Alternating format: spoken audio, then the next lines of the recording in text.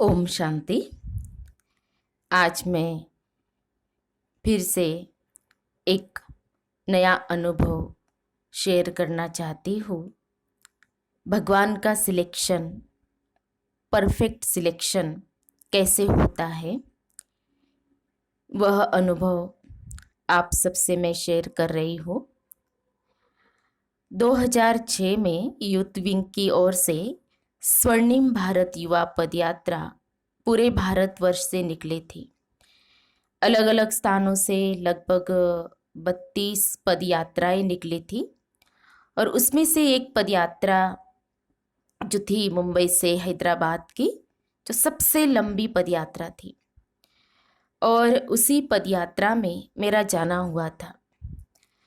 पदयात्रा में भाग लेने के लिए पहले फॉर्म भरकर भेजने थे और उस फॉर्म में हमें अपनी चॉइस से कौन सी पदयात्रा में जाना है वो लिखना था।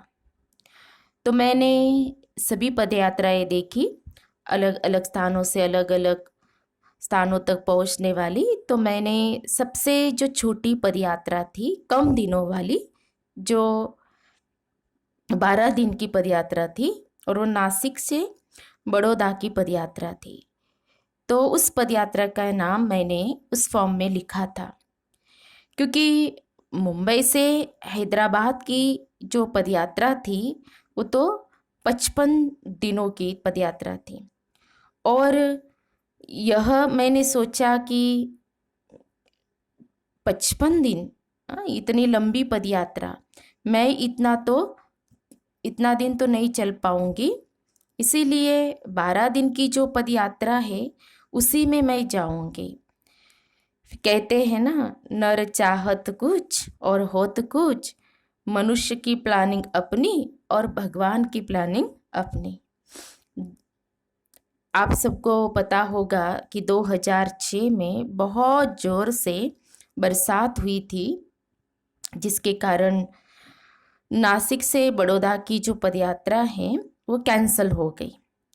अब मुझे लगा कि मैं कौन सी पदयात्रा में जाऊंगी, क्योंकि जिस पदयात्रा का नाम मैंने फॉर्म में भरा था वही पदयात्रा कैंसल हो गई। फिर हम डायमंड हॉल शांतिवन में, मधुबन में जो ये सब चल रहा था, तो हम माना रुपेश भाई जी और मैं डायमंड हॉल में, और दूसरी बहनें भी थी। तो ऐसे ही हम डिस्कस कर रहे थे। तो रुपेश भाई जी मुझे बोले कि चलो हम चलते हैं, सबसे जो लंबी पदयात्रा है मुंबई से हैदराबाद वाली, उस पदयात्रा में हम जाते हैं। तो मेरे मुख से तुरंत यह बोल निकले कि इतनी लंबी पदयात्रा में मैं तो नहीं जाऊंगी, क्योंकि मुझे लग रहा था मैं चल पाऊंगी या नहीं चल पाऊंगी। फिर आदरणीय चंद्रिका दीदी जी ने डिक्लेयर किया कि कोई भी हमारे पास नहीं आएगा यह कहने के लिए कि मुझे इस पदयात्रा में जाना है। तो आपको उसी पदयात्रा में जाना पड़ेगा जहां आपको भेजा जाएगा, ऐसे दीदी जी ने कहा था। कोई चेंज करने भी नहीं आएगा। डायमंड हॉल के बाहर फाइनल जो लिस्ट है वो लग जाएगी, और जिसमें आप सबको पता चल जाएगा कि आपके नाम कौन से पदयात्रा में है और कौन कौन किस पदयात्रा में जाएगा। तो मुझे तो बहुत ही उत्सुकता थी कि मेरा नाम कौन सी पदयात्रा में होगा। तो और थोड़ा डर भी मुझे लग रहा था कि मेरा नाम कौन सी पदयात्रा में होगा, थोड़ा डर था, थोड़ा सा अंदर से। और जब फाइनल लिस्ट जो डायमंड हॉल के बाहर लगाई गई तो मैंने देखा मेरा नाम मुंबई से हैदराबाद की पदयात्रा में था। तो मुझे तो बहुत ही आश्चर्य हुआ कि मैं जिस पदयात्रा में जाना नहीं चाहती थी उसी पदयात्रा में बाबा ने मेरा नाम डाल दिया है। तो दीदी जी ने कहा था कि कोई भी मेरे पास चेंज करने नहीं आएगा। तो वह शब्द मेरे कानों में जैसे गूंज रहे थे कि नहीं जाना है, जो भी मिला हुआ है ये बाबा ने सिलेक्ट किया हुआ है, इसीलिए मुझे तो चेंज करने जाना ही नहीं है। और यही समझा कि यह बाबा का सिलेक्शन है। बाकी भाई बहनें फिर भी जा रहे थे चेंज करने के लिए, तो मुझे भी वो कह रहे थे कि आप भी कर सकते हो। मैंने कहा नहीं, यह बाबा का सिलेक्शन है और बाबा का सिलेक्शन परफेक्ट ही होता है। और मैंने उसे दिल से स्वीकार किया और 55 दिन वाली मुंबई से हैदराबाद की पदयात्रा में ही मेरा जाना हुआ। सचमुच पदयात्रा के दौरान यह अनुभव हुआ, मैंने किया ये अनुभव कि बाबा का सिलेक्शन कितना अच्छा और परफेक्ट है, क्योंकि करण करावनहार बाबा है। बाबा ने मुझ आत्मा से पद यात्रा में हर प्रकार की जो सेवा है, अलग अलग प्रकार की सेवाएं बाबा ने मेरे से करवाई।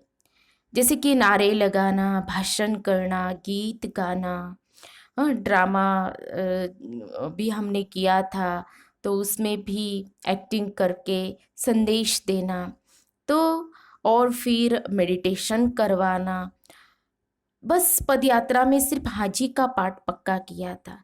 तो ऐसे अलग अलग प्रकार की जो भी सेवाएं मिली, वो सारी सेवाएं पदयात्रा में बाबा ने मेरे से करवा ली।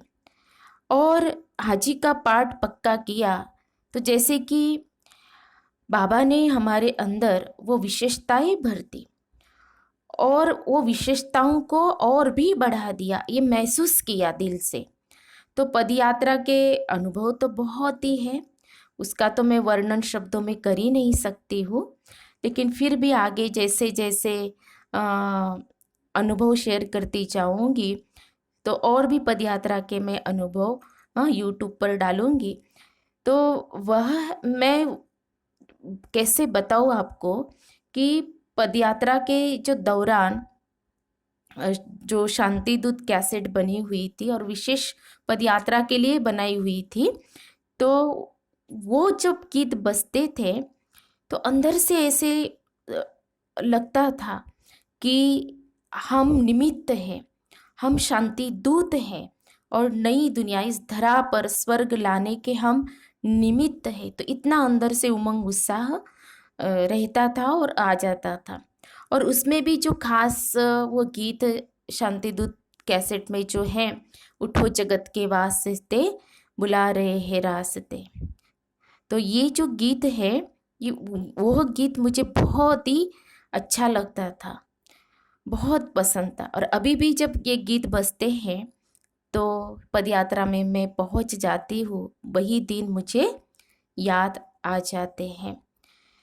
तो मैं इस अनुभव से यही बताना चाहती हूँ कि हमें पता नहीं होता है कि हमारे अंदर कितनी शक्तियाँ हैं, कितनी विशेषताएं हैं, और हमारे अंदर जो भी क्षमताएं हैं वो हम नहीं पहचान सकते हैं। लेकिन बाबा जानते हैं कि बच्चों के अंदर क्या क्या विशेषताएं हैं, क्षमताएं हैं, शक्तियाँ हैं और उन्हें यूज़ करना है। तो इसीलिए बाबा ने वो सारी विशेषताओं को, क्षमताओं को, शक्तियों को बाबा ने पदयात्रा में यूज़ किया। तो बाबा का जो सिलेक्शन है वो परफेक्ट सिलेक्शन, भगवान का सिलेक्शन परफेक्ट सिलेक्शन है, इसीलिए उसको दिल से हमें एक्सेप्ट करना चाहिए, तो उसमें हमें सफलता मिलती है और हमारी उन्नति ही उन्नति होती है। तो यही मैं इस अनुभव से आप सबको बताना चाहती हूँ। अच्छा, ओम शांति।